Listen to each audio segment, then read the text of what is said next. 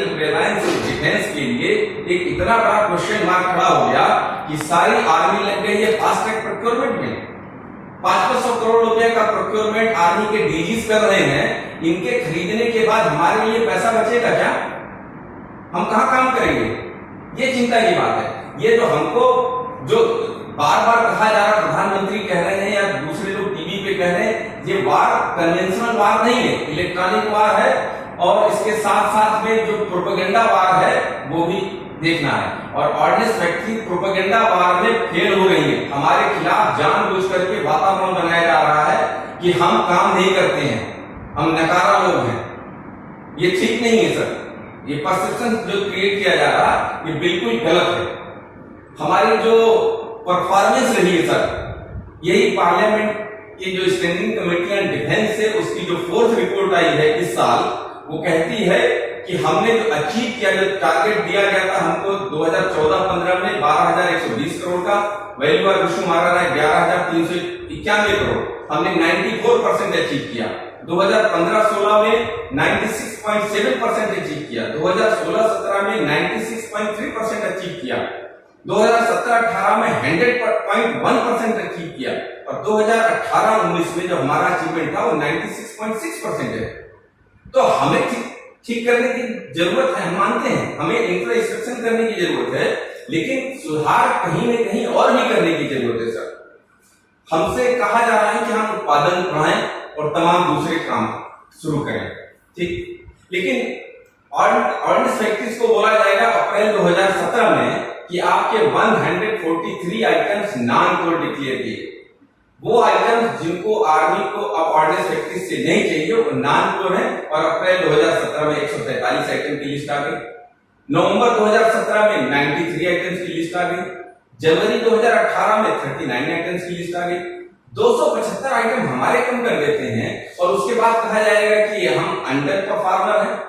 ये थोड़ा सा अन्याय को दिखता सर। जहां तक इंडस्ट्रीज की बात है, सीआईआई और फिक्की, एसोचैम, इतना प्रेशर है, एमएसएमई का इतना प्रेशर है, ये लोग लेवल प्लेइंग फील्ड की बात करते हैं।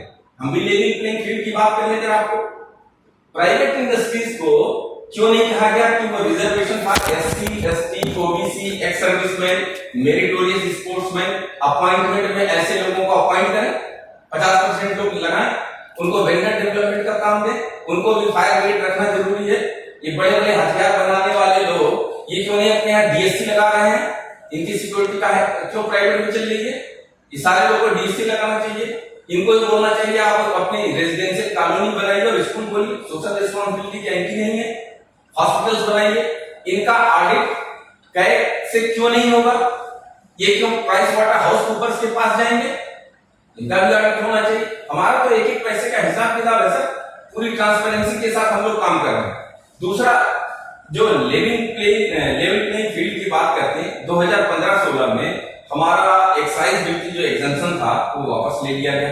काउंटर वेलिंग ड्यूटी थी सीवीडी, वो वापस ले लिया गया। स्पेशल एडिशनल ड्यूटी एसएडी थी, वो वापस ले लिया गया। 2016-17 में कस्टम ड्यूटी का जो एग्जम्पशन था डायरेक्ट इंपोर्ट पे, वो हमसे वापस ले लिया गया। ये सर सिर्फ जो रूल्स बन रहे हैं, make in India, ease of doing business, MSME, ये क्या हमको छोड़कर क्यों बन रहे हैं? जो रूल्स बनने चाहिए वो हमको भी सपोर्ट करने वाले रूल्स बनने चाहिए। तो ये ऐसा भेदभाव क्यों हो रहा? लेवल प्लेइंग फील्ड हमारे हिसाब से भी होना चाहिए। जहां तक ओएफपी के अकाउंटेबिलिटी की बात है, इसमें हमारा ये मानना है कि हम बिल्कुल अकाउंटेबल हैं। हमारे एक एक पैसे का हिसाब किताब पार्लियामेंट के पास जाता है, स्टैंडिंग कमेटी ऑन डिफेंस के पास जाता है, हमारी देखभाल कैट करता है, सीबीसी है, और एक साधारण आदमी आरटीआई लगा करके हमसे कुछ भी पूछ सकता है। हमको बोला जाता है कि आपकी अकाउंटेबिलिटी नहीं है। हमको कहां ले जाना चाहते हैं? सत्यम कंप्यूटर्स की तरफ, पंजाब नेशनल बैंक की तरफ, infrastructure leasing and financial services limited की तरफ, जिनके auditors Pricewaterhouse Coopers हैं, जिनको बहुत आदर और सम्मान के साथ देखा जा रहा है। क्या हमारी ट्रांसपेरेंसी में कहीं कमी है? ये सोचने की बातें हैं सर। जहां तक ओएफबी के ऑटोनॉमी की बात है, हमको फाइनेंशियल ऑटोनॉमी है भारत सरकार के जो नियम है उसके अंतर्गत। भारत सरकार एमएसएमई के लिए नियम बना सकती है, तो मेरा मानना है कि हमारे लिए सिर्फ ओएफबी के लिए नहीं, गवर्नमेंट ऑफ इंडिया के जितने भी जो प्रोडक्शन यूनिट्स हैं उनके फ्रेंडली रूल्स गवर्नमेंट बना दे, बशर्ते उनका जो स्टेटस है उसको चेंज करने की जरूरत नहीं हो। अगर हम ऑर्डिनेंस फैक्ट्री एमओडी के अटैच्ड ऑफिस के रूप में काम कर रहे हैं तो हम काम करते रहे। ऐसा क्या दिक्कत है कि अगर हमारा रूल बदलने, एक जीएफआर के अंदर अमेंडमेंट करना है कि जो डिफेंस की प्रोडक्शन यूनिट्स हैं या रेलवे की जो प्रोडक्शन यूनिट्स हैं उनको इन चीजों से मुक्त करते हैं और वो अपनी ऐसी खरीदारी कर सकते हैं और वो सीधे जो है एमओडी के डीडीपी के डायरेक्टिव में काम करेंगे। इतना रूल फ्रेम करना है, बहुत आसान काम है। हमारे को बोला जाता है सर एक्सपोर्ट के लिए कि हम एक्सपोर्ट 5,000 करोड़ कर लें, इंपोर्ट करने में तो सर इतनी प्रॉब्लम आ रही है, आधे नेताओं और 3/4 अधिकारियों की नौकरी दांव पे लगती है। एक्सपोर्ट करना क्या आसान काम है? एक गवर्नमेंट से दूसरे गवर्नमेंट के बीच में तय होता है कि कौन कहां से खरीदेगा, या ऑफसेट क्लास में अगर कुछ बनाना है तो किसके साथ बनाएगा।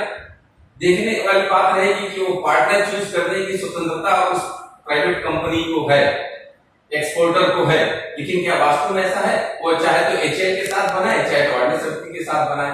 और जहां तक डिसीजन मेकिंग की बात है तो एक उदाहरण आपके सामने है सर, माननीय प्रधानमंत्री जी फरवरी 2019 में ऑर्डिनेंस फैक्ट्री कोरबा गए, वहां आईआरपीएल जो है Indo Russian rifle private limited का उन्होंने उद्घाटन किया। फरवरी 2019 से लेकर के अभी तक उसके ऊपर काम नहीं हो पाया, एक गन न बाहर से आ पाई है और न ही जो है यहां पर उसका निर्माण हो चुका है। तो ये इन परिस्थितियों में अगर दूसरा कोई कहे कि ऑर्डिनेंस फैक्ट्री बोर्ड जो है गड़बड़ कर रहा, तो इसको सोचने की बात है। जहां तक एक नया मॉडल चला, नया कॉन्सेप्ट चल रहा सर कि सेंट्रल पब्लिक सेक्टर एंटरप्राइजेस की बात करने लगे।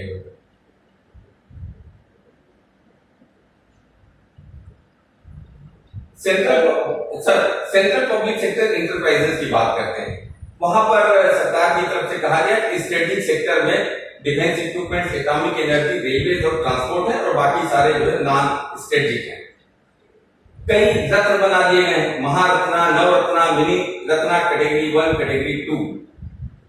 इस समय सर जो इकोनॉमिक सर्वे इस साल जनवरी 2020 में आया है, ये मिनिस्ट्री ऑफ फाइनेंस पब्लिश करती है, मैं नहीं करता। इसमें लिखा हुआ है कि सेक्रेटरी सरकार ध्यान आकर्षित कराना चाहूंगा सर, जो टोटल सीपीएसईज हैं वो देश भर में, अपने देश में 38 मंत्रालयों में 264 हैं, उनमें से 71 जो है central public sector enterprises 71 loss making है और इनका लॉस जो है 13.76% पर एनम है। और एक लिस्ट उन्होंने निकाला है कि इकोनॉमिक सर्वे में कि मिनिस्ट्री ऑफ टूरिज्म के 5 प्रॉफिट में है, 3 लॉस में, मिनिस्ट्री ऑफ टेक्सटाइल के 5 लॉस में है और 3 प्रॉफिट में है, मिनिस्ट्री ऑफ स्टील के 9 प्रॉफिट में है, मिनिस्ट्री ऑफ रेलवे के 7 जो है लॉस में है, 17 प्रॉफिट में है, मिनिस्ट्री ऑफ पावर के 2 लॉस में है, पेट्रोलियम गैस के 4 लॉस में है। इस तरह से लॉस एंड प्रॉफिट का उन्होंने बता करके दिया है कि ये कारपोरेशंस लॉस में हैं। अगर कारपोरेशन ही रामबाण होता है, जिसको अंग्रेजी में पेनेसिया कहते हैं, तो इन कारपोरेशंस को क्यों नहीं 71 कारपोरेशंस को प्रॉफिट मेकिंग में कन्वर्ट किया जा सका। और एक उदाहरण है अभी जिसको हाल में बहुत बड़े उद्देश्य के साथ उसको कारपोरेशन में बदला गया था, वो था BSNL mini Ratna category 1। Post and telegraph में 1975 में डीओटी को अलग कर दिया, 1985 में एमटीएन को अलग कर दिया, एमटीएनएल को, और 1990 में टेलीकॉम सेक्टर को खोल दिया। जैसे हमको खोला डिफेंस सेक्टर को, ऐसे ही 90 में टेलीकॉम सेक्टर को खोला था और 1 अक्टूबर 2000 को बीएसएनएल बन गया। 20 साल के अंदर बीएसएनएल डूब रहा है।